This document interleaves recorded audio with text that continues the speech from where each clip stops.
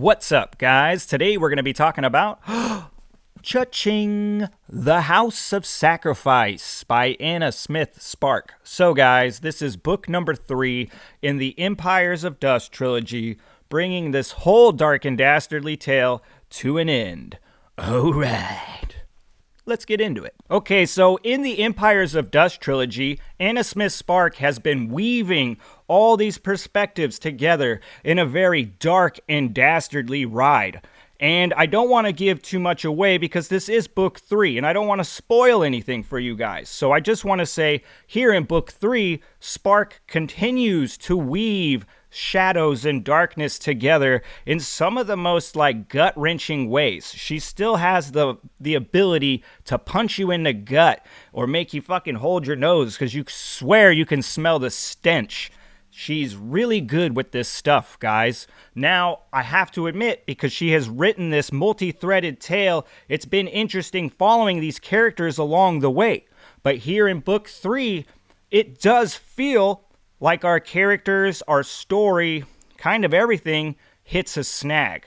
There's a big part of this story that just feels like we're spinning our wheels, okay? Like we're just kind of covering similar ground over and over again, finally kind of getting spit out into the end where we do get some satisfaction, some closure, but we're also left with a lot of loose threads. Now, I want to talk about Anna Smith Spark's writing because it is something I think that people are going to be over the fucking moon about, and then also people that kind of condemn her for her style. Her style is unique. It's very much her own style. I remember I got into these books because I remember hearing that she had, Baker was a big influence on her, so I thought it might be like Baker's style, but it's not Baker's style. It is very much Anna Smith Spark's style, and it's a lot of goddamn fun, but it can also grind at people. So if you're one of these people that had maybe started the trilogy and the writing style kind of grinded at you, but you were trying to hang on and see if it got better, I do not think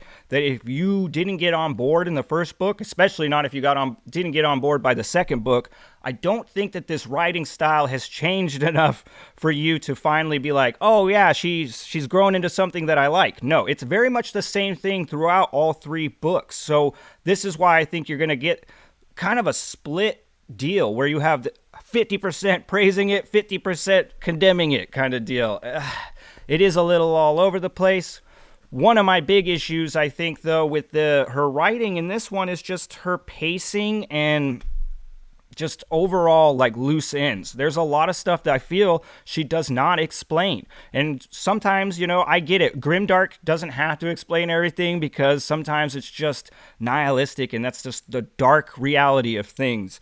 But also sometimes as fantasy readers, we have invested a small amount of time, so we want, some kind of payout there too. Now, I don't want to elaborate on the loose ends because of spoilers, but I will touch on this pacing. I do think this might be a kind of damned if you do, damned if you don't kind of thing, considering where our characters are at in the story. It might not be the juiciest of times to read about. It's certain things have all gone down, our characters are in certain positions, and maybe that's just not the most action-packed of moments. It's just kind of hard to swallow coming off of something like the Tower of the Living and Dying that was just bam, bam, bam. It was just like getting mortared with awesomeness, you know what I mean? Explosions of just cool shit all around you into something that's a much more slow ride that takes its time, that kind of builds within dialogue and just relationships and whatnot. So a massive pace change coming off of book 2 into book 3. The overall tone of the book is still very dark as shit. These books are dark, guys, and Anna Smith Spark finds a new way to punch you in the gut in this one, as well as kind of bringing it back the old classic gore as well. So, I mean, you're going to get the shit you love, and you're going to get slapped with some new foul fuckery. It's just, goddamn, some of this stuff is very disturbing, very disturbing. So, just know, guys, that these books are probably going to be too dark for some. That makes them very appealing to people like me. But yes, there's going to be some that read this and they're like, God damn it, no, I wish I didn't read that. It's just that dark. Now, I know it sounds like I'm just beating the shit out of this book, but I want you guys to know I enjoyed it. I just didn't enjoy it as the other two. So if I had to rate this trilogy, I would say that I really liked book 1, I loved book 2, and I liked book 3. So that still makes this trilogy very much worth your time. And before you start like backing out of it, like, oh, well, it didn't end well, just know, personally, I almost across the board, I find the last book in a trilogy or a series usually my least favorite. But that doesn't mean that I regret reading the series or trilogy, okay? Broken Empire, the last book, is my least favorite. One of my favorite trilogies of all time. So just kind of understand that. There's some little bit of context there for you going in. I enjoyed this book. It still contained dark, fucked up shit that I reveled in. You know what I mean? It's that sick, twisted stuff that makes that black blood start to pump and feed these old brittle bones. Lots of fun, guys. The one thing I do feel Anna Smith Spark did better in this book than in the other ones was kind of flipping the script. Not to say that in the other books we don't get flipping of tropes or expectations and stuff like that, but I do feel like those two books are very much in line, like they're almost uniform to one another, where you can kind of predict how the story is going to go. But here in book 3, don't be surprised when your eyes open wide and you go, oh shit, she got me. Now, as far as my 2 cents for the slow and the struggling, I am a little torn on how to recommend this because of her style. Her style is very unique. It's very just much her own, okay? So I can't really be like, well, if you like this or there's this and this in it, so this will be good for you. No, I'm kind of at a loss for words, guys. I do think that Anna Smith Spark has created something that you just got to try for yourself. You got to check it out. I do think after reading all 3 books, though, I'm confident enough to say that if you didn't like book 1 at all, probably a good time to stop.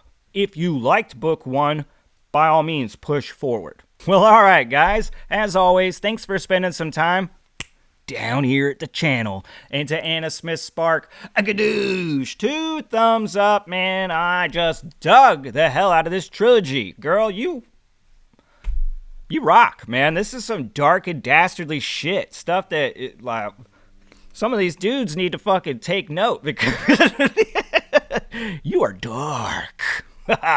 So, for any of you that are interested in maybe a little bit more information out of me, I know I didn't want to talk spoilers. This is a spoiler-free video, guys. But don't fret, because as soon as my homeboys finish this book, we're going to be doing a discussion, because if you guys didn't know, we've been discussing each book along the way, so just look out for that. That'll be David Desero and Dark Portents. We're going to be chewing up all this stuff, and I can't wait to really hear what those guys feel about this book. All right? Do your things or don't do them. Remember, I don't give a shit. All right? Peace.